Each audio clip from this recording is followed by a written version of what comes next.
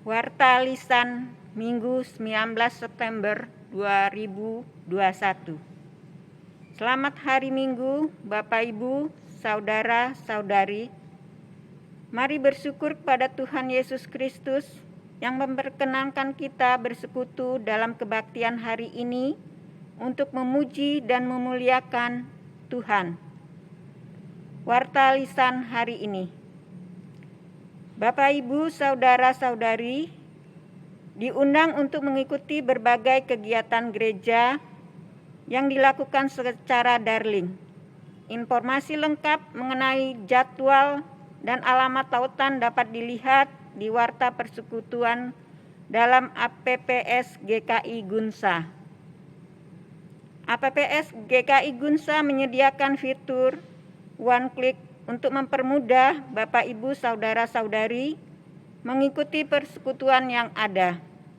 Silakan mengunduh dan menginstal APPS GKI Gunsa di handphone melalui www.gkigunsa.com. Demikian Warta Lisan hari ini. Mari kita menenangkan diri sejenak sebelum memasuki ibadah.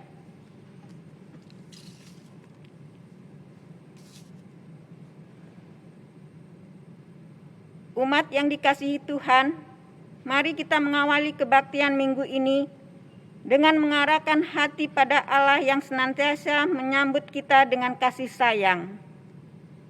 Ia yang senantiasa menyatakan kasih-Nya yang menopang kita dalam menjalankan kehidupan. Marilah kita bangkit berdiri, kita menyanyikan PKJ 7, bait 1 dan 3, bersyukurlah pada Tuhan dengan segenap hati.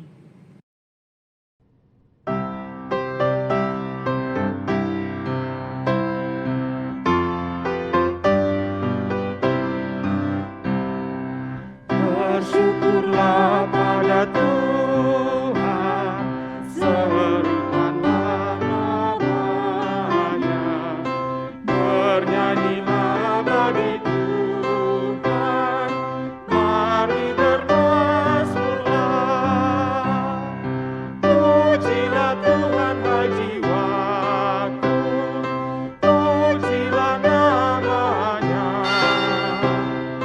Aku hendak bernyanyi seumur hidupku.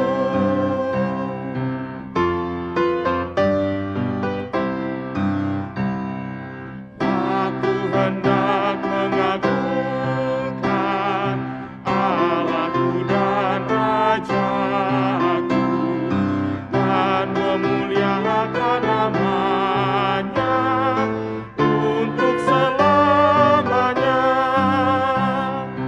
Pujilah Tuhan hai jiwaku, pujilah namanya. Aku hendak bernyanyi seumur hidupku.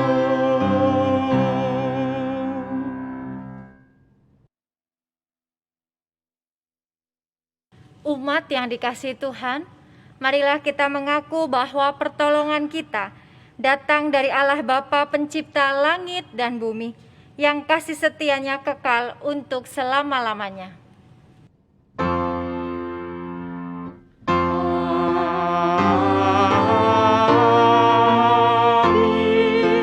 amin, amin.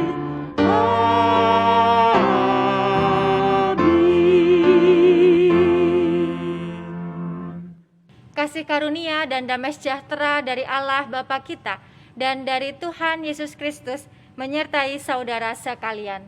Dan beserta saudara juga. Umat yang dikasihi Tuhan, salah satu hasrat manusia adalah menjadi seorang pembesar atau terkemuka. Betapa tidak, seorang pembesar akan selalu mendapat perlakuan istimewa, pertama dan diutamakan. Di mana dan kemanapun seorang pembesar akan disambut dengan istimewa. Status dan perlakuan yang istimewa ini yang mendorong manusia ingin menjadi orang yang terkemuka. Yesus mengajarkan alih-alih menjadi orang yang disambut, para muridnya hendak menyambut siapapun, terutama orang yang paling sederhana, hina dan berada di tempat paling akhir.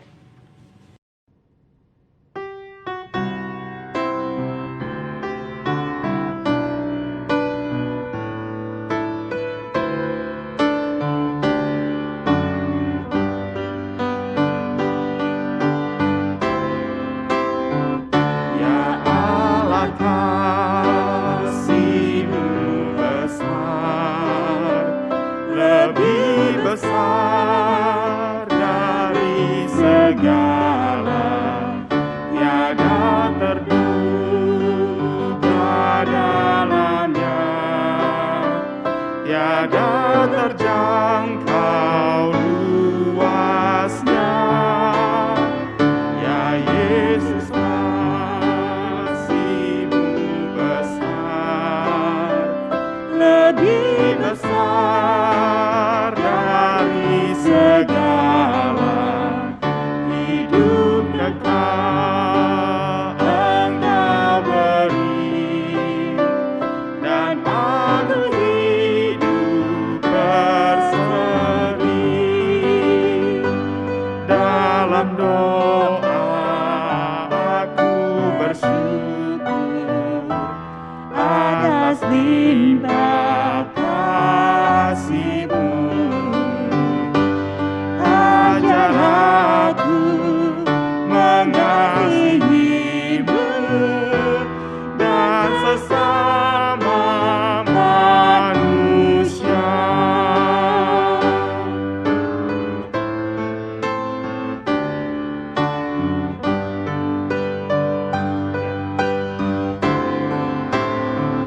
Ya Allah, kasih-Mu besar, lebih besar dari segala, tiada terduga dalamnya, tiada terjangkau luasnya. Ya Yesus, kasih-Mu besar, lebih besar dari segala, hidup kekal Engkau beri, dan aku hidup berseri. Dalam doa aku bersyukur atas limpah kasih-Mu. Ajar aku mengasihi-Mu dan sesama manusia.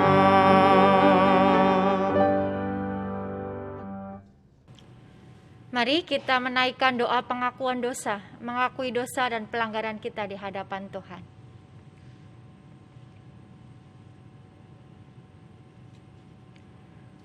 Betapapun kami mengupayakan dan berjuang untuk hidup berkenan di hadapan Tuhan, ketika kami menilik perjalanan kehidupan kami mendapati bahwa ada sikap, ada tutur kata kami yang masih mendukakan hati Tuhan, dan juga seringkali mendukakan hati sesama kami.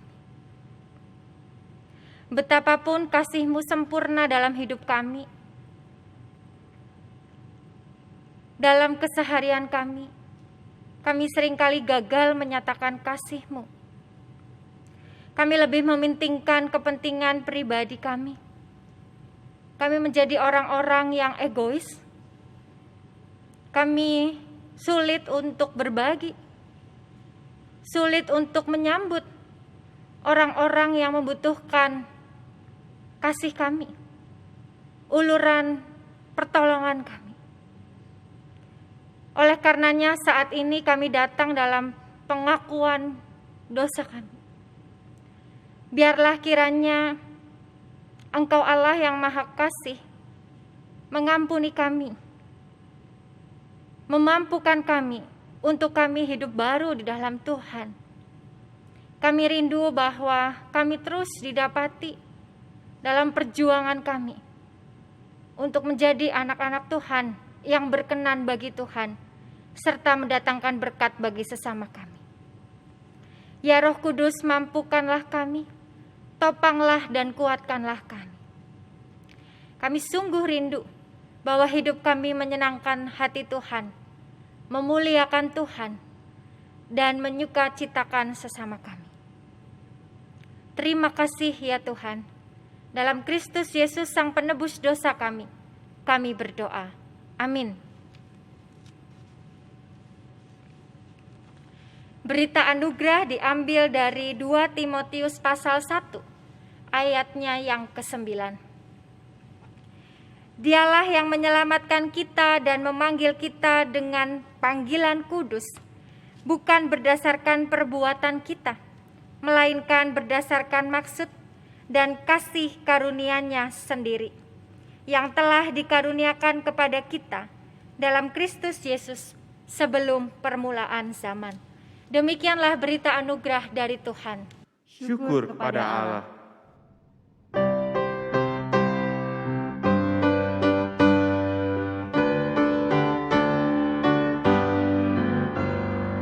Nyanyikan lagi bagiku firman kehidupan,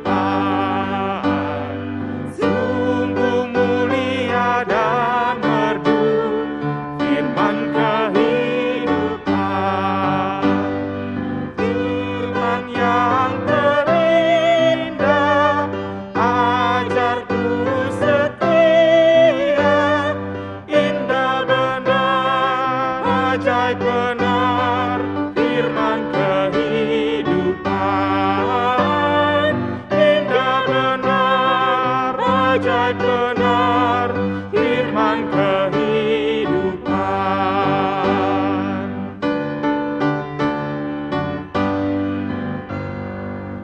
Manislah gema Injilnya, firman kehidupan,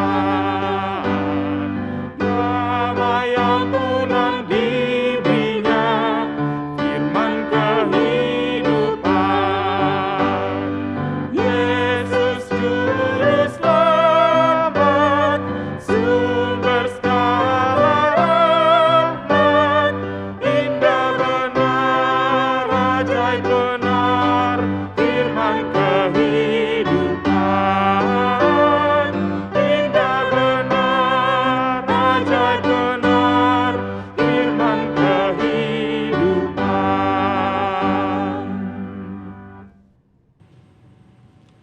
Mari kita berdoa memohon pertolongan Roh Kudus sebelum membaca dan merenungkan firman Tuhan. Kami bersyukur ya Tuhan, ketika dalam kebaktian ini, kami diberikan kesempatan untuk membaca dan merenungkan firman Tuhan. Kami meyakini bahwa firman Tuhan hendak mengajar kami, untuk kami menjadi pribadi yang berbelas kasih. Dan kami memohon pertolongan Roh Kudus dalam kelemahan dan keterbatasan kami. Kami butuh untuk dituntun, dibimbing oleh Roh Kudus, supaya kami mampu mengerti apa yang menjadi pesan firman Tuhan. Berkati juga hamba-Mu, sehingga apa yang diperkatakan seturut dan sesuai dengan kehendak-Mu. Dalam Kristus Yesus Sang Firman yang hidup, kami berdoa. Amin.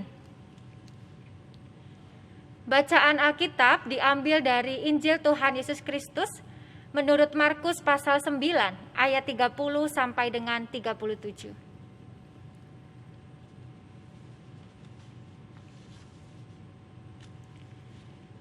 Yesus dan murid-muridnya berangkat dari situ dan melewati Galilea. Dan Yesus tidak mau hal itu diketahui orang, sebab ia sedang mengajar murid-muridnya. Ia berkata kepada mereka, Anak manusia akan diserahkan ke dalam tangan manusia, dan mereka akan membunuh dia. Dan 3 hari sesudah ia dibunuh, ia akan bangkit. Mereka tidak mengerti perkataan itu, namun segan menanyakannya kepadanya. Kemudian tibalah Yesus dan murid-muridnya di Kapernaum. Ketika Yesus sudah di rumah, ia bertanya kepada murid-muridnya, "Apa yang kamu perbincangkan tadi di tengah jalan?" Tetapi mereka diam, sebab di tengah jalan tadi mereka mempertengkarkan siapa yang terbesar di antara mereka. Lalu Yesus duduk dan memanggil ke-12 murid itu. Katanya kepada mereka, "Jika seorang ingin menjadi yang terdahulu, hendaklah ia menjadi yang terakhir dari semuanya dan pelayan dari semuanya." Maka Yesus mengambil seorang anak kecil dan menempatkannya di tengah-tengah mereka. Kemudian ia memeluk anak itu dan berkata kepada mereka, "Barang siapa menyambut seorang anak seperti ini dalam namaku, ia menyambut aku. Dan barang siapa menyambut aku, bukan aku yang disambutnya, tetapi dia yang mengutus aku." Demikianlah firman Tuhan. Berbahagialah kita yang mendengarkan dan memeliharanya dalam kehidupan sehari-hari. Haleluya. Haleluya, haleluya, haleluya.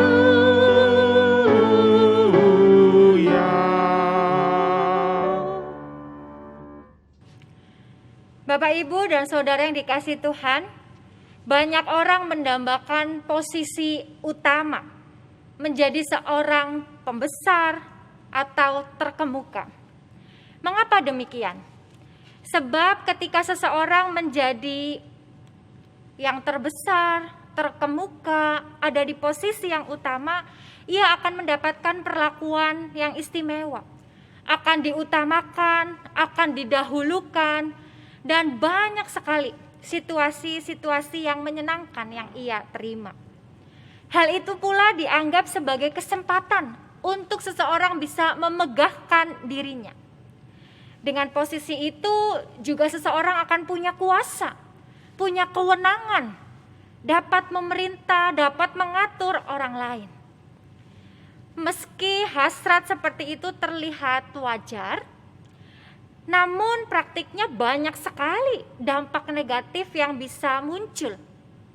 Mungkin kita pernah atau bahkan sering mendengar ada istilah gila hormat, haus kekuasaan, tindakan yang sewenang-wenang terhadap sesama. Itu adalah contoh-contoh negatif dari hasrat yang tak terkendali, dari keinginan untuk menjadi seseorang yang terkemuka, pembesar, dan ada di posisi utama. Hari ini kita mendengar firman Tuhan, bagaimana Tuhan Yesus meluruskan keinginan atau hasrat manusia untuk menjadi yang terhormat dengan cara menjadi seseorang yang mau menyambut siapa saja, khususnya mereka yang dianggap orang yang tidak punya kedudukan, rendah, hina, tidak diperhitungkan. Yesus berusaha menyadarkan para murid untuk menyambut mereka, untuk memperhitungkan mereka, untuk menerima keberadaan mereka, sekalipun mereka ada dalam posisi yang hina, yang kecil, yang seringkali tidak dipertimbangkan keberadaannya. Hal itu diajarkan oleh Yesus untuk mengajar para murid daripada ketimbang mengejar ambisi untuk bisa disambut dan diutamakan oleh orang-orang di sekitarnya. Dengan demikian, kita juga diajak untuk melakukan apa yang Tuhan Yesus ajarkan ini kepada para muridnya. Kalau kita lihat dalam kisah Markus pasal 9 ayat 30 sampai 37, Yesus sengaja berjalan menghindari daerah Galilea karena sedang mempersiapkan para murid-muridnya untuk memasuki masa penderitaan yang akan dialami oleh Yesus.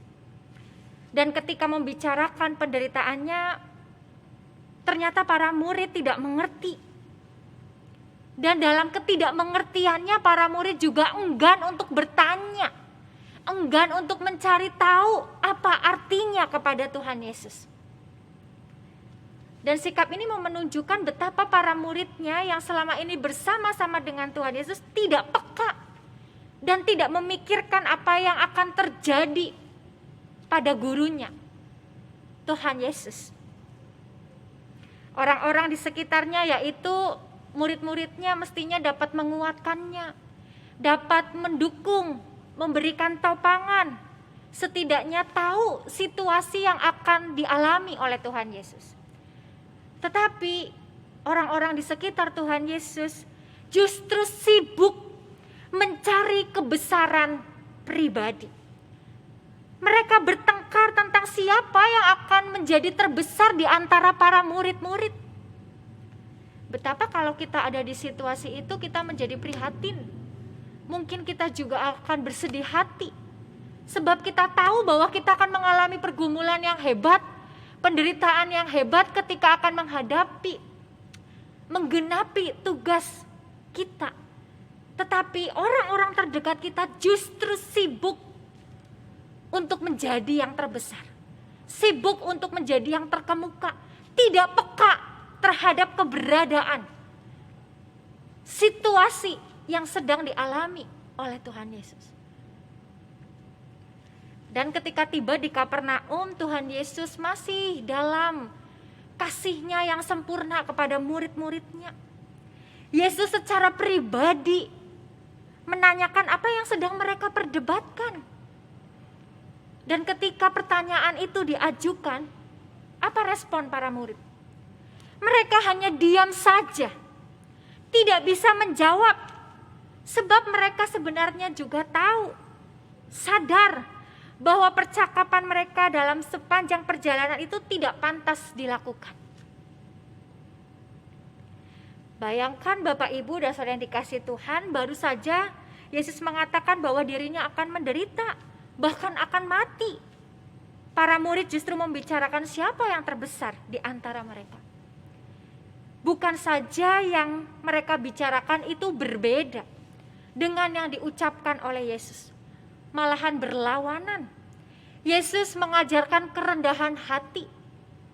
Ia mau turun, gerak turun berkorban. Ia yang adalah Tuhan mau untuk menanggung jalan derita demi menuntaskan tugasnya, misinya dari Bapa. Tetapi para murid justru memperdebatkan gerak naik. Siapa yang akan jadi terkemuka, siapa yang akan menjadi terbesar, dan siapa yang akan berkuasa. Betapa kontras apa yang dipikirkan oleh para murid dan apa yang dihidupi oleh Tuhan Yesus. Bapak, Ibu, dan Saudara yang dikasihi Tuhan, pada saat itu semua orang, termasuk para murid, menghendaki bahwa menjadi Mesias itu artinya akan menjadi raja yang naik, yang berkuasa. Tapi Yesus justru menandaskan bahwa Mesias akan menjadi hamba yang mengalami penghinaan, mengalami penderitaan, bahkan akan dibunuh dan bangkit pada hari yang ketiga. Sang raja hadir di dalam kehinaan dan penderitaan. Itu sebabnya alih-alih menampilkan pemimpin yang terbesar, yang terkemuka, Yesus justru menampilkan seorang anak kecil sebagai model kepemimpinan yang rela merendahkan dirinya. Yesus menjelaskan arti menjadi terbesar dengan cara merendahkan diri dan melayani semua orang. Lalu Yesus memberi contoh dengan mengambil seorang anak kecil, memeluknya sebagai salah satu cara menyambut Tuhan Yesus dan Allah Bapa. Hari ini kita mau belajar untuk mau hadir, menjadi orang yang menyambut, yang melayani, yang ikut merasakan penderitaan yang dialami oleh orang lain. Memperlakukan orang-orang yang sederhana, yang tidak diperhitungkan, yang bahkan mungkin tidak dianggap keberadaannya dengan perhatian dan cinta kasih yang besar. Kita rasanya kenal betul siapa Mother Teresa. Mother Teresa tidak tahan melihat orang-orang yang miskin, yang menderita, yang ia temui setiap hari ketika berjalan menyusuri jalan-jalan di kota Kalkuta. Pemandangan itu setiap hari ia jumpai, membuat hatinya gelisah.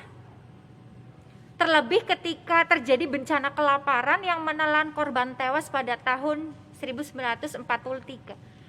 Sederet pengalaman tersebut akhirnya membuat Mother Teresa berpikir, jalan terbaik untuk mengamalkan ajaran Kristus adalah hidup bersama dengan kaum papa, turut merasakan penderitaannya, dan menolong mereka agar bisa menemukan kedamaian pada hari-hari terakhir hidupnya. Mau menyambut orang lain, bukan disambut. Padahal dalam keberadaannya, ia mampu menjadi orang yang disambut, menjadi orang yang diperhatikan, yang mendapat posisi lebih. Tetapi dalam pengalaman kesehariannya, ketika ia melihat ada orang-orang yang perlu untuk disambut dengan kasih Tuhan, untuk diperhitungkan keberadaannya, untuk diperlakukan dengan baik, bahkan di saat hari-hari terakhir hidupnya, maka ia kemudian mengambil jalan untuk melayani mereka. Pengabdian panjangnya yang tulus ketika melayani di Kalkuta sudah menjadi legenda hidup yang mampu menyentuh hati setiap orang, menginspirasi banyak orang, karena ia mau menyambut orang lain dalam ketulusan, dalam cinta kasih Tuhan. Bagaimana dengan kehidupan kita? Mungkin ketika kita menjalani keseharian, kita juga berjumpa dengan pengalaman-pengalaman yang serupa dengan Mother Teresa. Kita bertemu ada orang-orang yang keberadaannya tidak diperhitungkan, yang hina, yang butuh pertolongan. Apakah kita mau hadir untuk menyambut mereka? Dan Tuhan Yesus mengajarkan bahwa ketika kita menyambut orang yang demikian, ketika kita mau melayani, maka kita sedang menjadi orang yang terbesar. Justru yang terbesar adalah orang yang mau ambil bagian di dalam pelayanan, bahkan yang terkadang membuat kita seolah-olah ada di posisi yang rendah dan hina. Ketika kita masih punya kesempatan, mari menyambut dengan kepedulian pada setiap orang yang membutuhkan kasih Tuhan, membutuhkan sambutan Tuhan melalui kita. Ketimbang mengejar ambisi untuk disambut dan diutamakan, mari belajar rela mengorbankan waktu, tenaga, bahkan mungkin materi untuk hadir menyambut mereka. Mulai dari orang-orang yang terdekat, yang ada bersama dengan kita atau di sekitar kita, yang kita jumpai dalam kehidupan sehari-hari. Bukankah manusia hanya disebut manusia kalau ia bisa memanusiakan sesamanya? Biarlah kita menjadi pribadi yang menyambut orang lain, yang memanusiakan orang lain dengan cinta kasih yang telah Tuhan berikan kepada kita. Tuhan memberkati kita. Amin.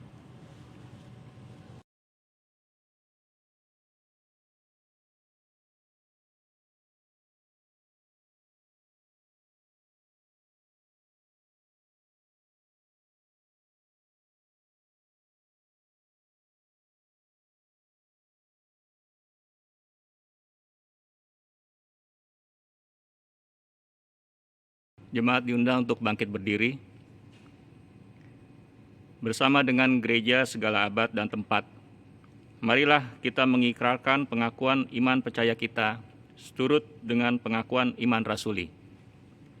Aku percaya kepada Allah, Bapa yang Maha Kuasa, Khalik langit dan bumi, dan kepada Yesus Kristus, Anak yang tunggal Tuhan kita, yang dikandung daripada Roh Kudus, lahir dari anak darah Maria, yang menderita sengsara, di bawah pemerintahan Pontius Pilatus, disalibkan, mati dan dikuburkan, turun ke dalam kerajaan maut. Pada hari yang ketiga, bangkit pula dari orang mati, naik ke surga, duduk di sebelah kanan Allah, Bapa yang Maha Kuasa, dan dari sana Ia akan datang untuk menghakimi orang yang hidup dan yang mati.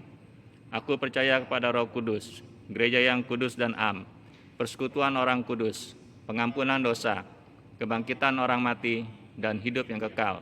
Amin.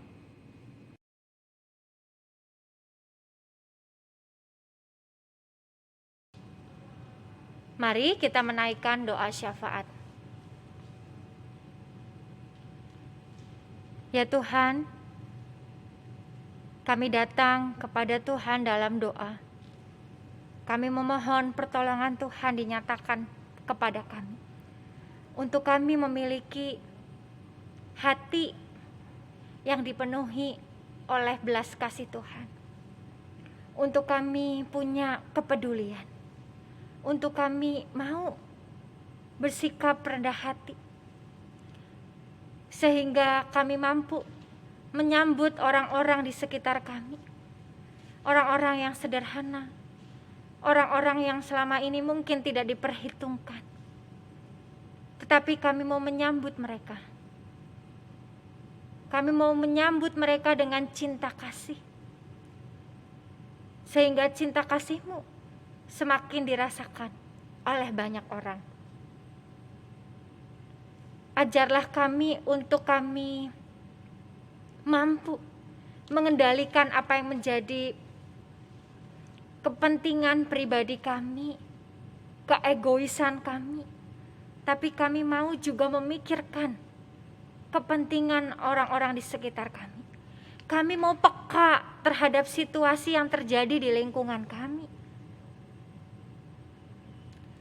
Kami mau rindu untuk hidup kami semakin menjadi saluran berkat bagi banyak orang. Saat ini kami juga bersehati berdoa bagi pergumulan umat Tuhan dalam berbagai macam rupa pergumulan, sakit penyakit, situasi duka cita, karena Tuhan telah memanggil pulang kekasih hati mereka. Pergumulan untuk berjuang, mencukupkan kebutuhan sehari-hari di tengah sulitnya situasi saat ini. Yang sedang bergumul untuk mendapatkan pasangan hidup, mendapatkan buah hati, memiliki situasi yang harmonis di tengah-tengah keluarga. Atau yang berjuang untuk mampu terbebas dari rasa sakit hati, kepahitan yang dialami, tapi mau belajar untuk mengasihi dan mengampuni. Atau dalam berbagai rupa perjuangan yang sedang dialami oleh umat Tuhan. Kiranya Tuhan hadir, melawat mereka, menyatakan topangan dan kasih Tuhan, kekuatan dan penghiburan, serta iman dan pengharapan. Biarlah mereka meyakini bahwa mereka berjalan bersama Tuhan yang mengasihi mereka. Tuhan yang mendekap, Tuhan yang memberikan cinta kasih, sehingga mereka mampu untuk terus bertahan dan berjuang, menyelesaikan setiap pergumulan yang mereka hadapi. Biarlah Tuhan juga berkenan berbelas kasih, menyembuhkan, memulihkan keadaan mereka. Kami juga berdoa sebagai gereja Tuhan. Di tengah situasi pandemi ini, kami mau terus dipakai untuk mewartakan kasih Tuhan, menumbuhkan iman jemaat, dan juga kami boleh berbuah. Kami juga berdoa bagi pemerintah bangsa kami.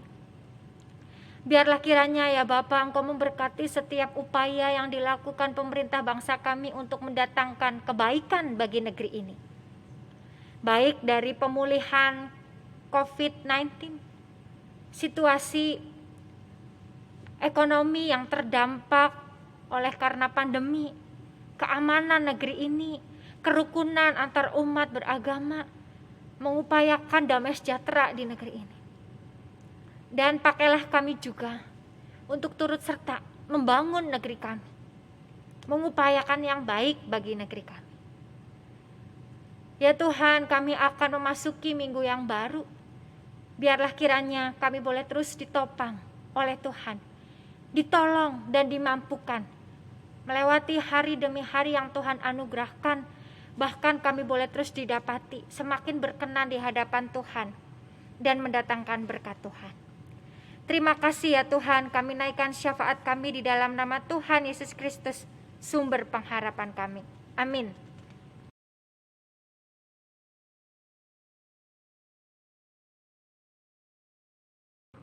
Umat yang dikasihi Tuhan, marilah kita bersukacita dan menyatakan syukur karena Tuhan mengutus kita menjadi pewarta kasih-Nya dengan menghaturkan persembahan syukur. Persembahan syukur kita didasarkan dari 2 Korintus 9 ayat 7. Hendaklah masing-masing memberikan menurut kerelaan hatinya, jangan dengan sedih hati atau karena paksaan, sebab Allah mengasihi orang yang memberi dengan sukacita.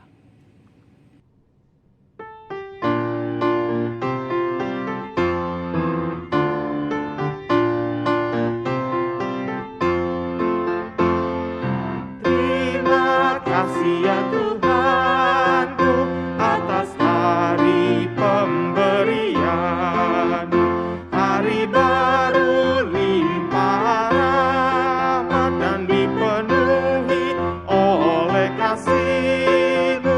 Kau curahkan pada umat-Mu, Kau curahkan pada umat-Mu.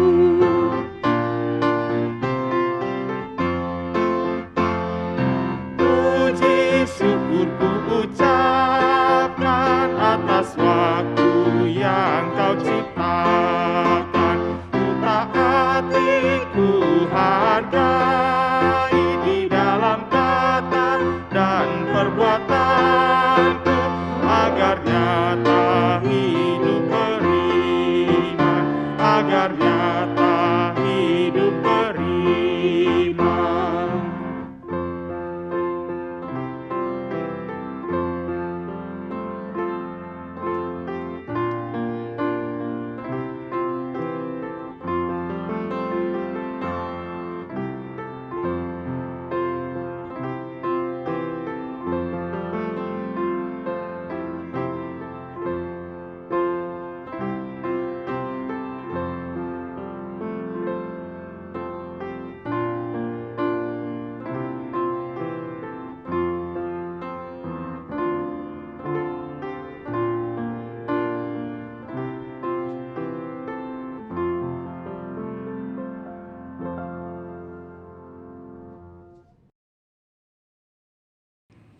Jemaat, mari kita bersatu di dalam doa. Tuhan, Allah Bapa kami yang bertahta di dalam kerajaan surga, terima kasih atas berkat-Mu kepada kami semua pada saat ini. Kami boleh mendengarkan sebagian dari firman-Mu yang telah disampaikan oleh hamba-Mu, Ibu Pendeta Kristina. Biarlah kiranya firman-Mu pada hari ini dapat tertanam di dalam hati kami, serta menjadi petunjuk sekaligus penguat kami untuk menjalankan kehidupan kami selanjutnya. Sekarang saatnya Tuhan, kami akan memberikan persembahan syukur atas pelayanan pada tempat ini. Berkatilah kami yang sedang dalam pelayanan, dan berkati pula orang yang berhalangan untuk dapat melakukannya pada hari selanjutnya. Di dalam nama Tuhan Yesus Kristus, kami berdoa dan mengucap syukur. Haleluya. Amin.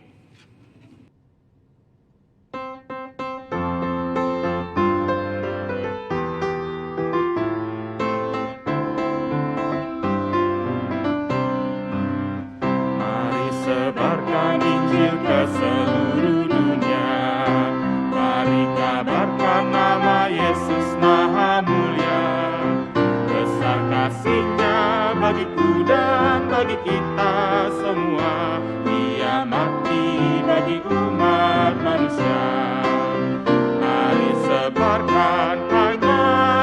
wartakan. Keselamatan oleh Tuhan tiada terperi, dan teruskan serta beritakan. Rahmat ilahi dalam Yesus diberi.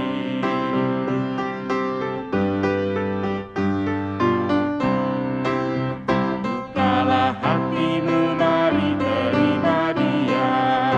Buanglah congkakmu dan tetaplah percaya. Tetaplah Yesus Tuhanmu, agar hidupmu berseri. Segala puji bagi Tuhan diberi. Mari sebarkan, mari wartakan. Keselamatan oleh Tuhan tiada terperi, dan teruskan serta beritakan. Rahmat ilahi dalam Yesus diberi.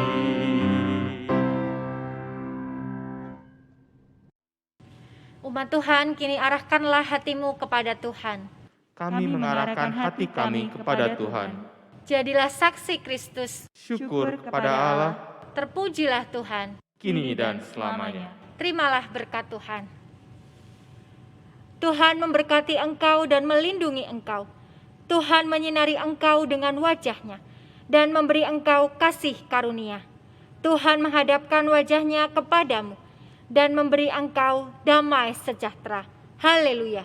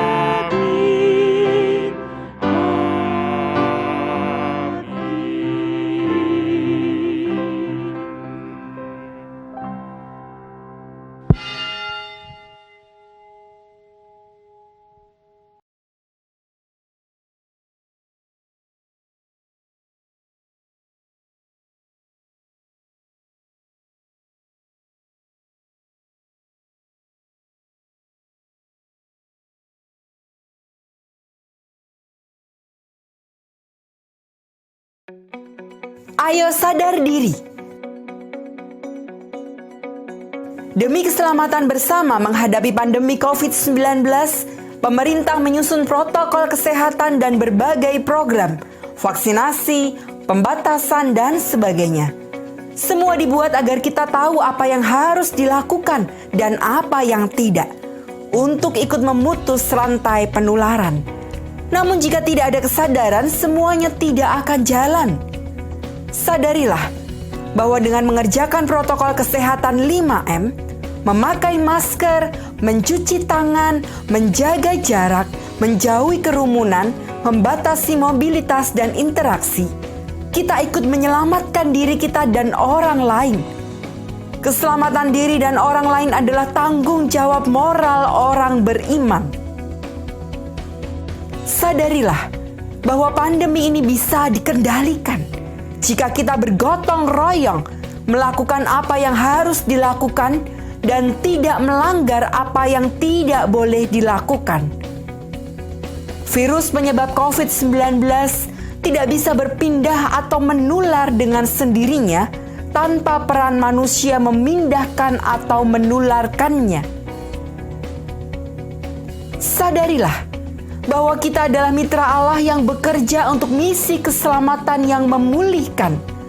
Dukunglah dan bekerja samalah dengan siapa saja yang mengupayakan keselamatan bersama di dunia ini. Yesaya 42 ayatnya yang ke-6. Aku ini Tuhan telah memanggil engkau untuk maksud penyelamatan. Tuhan memberkati.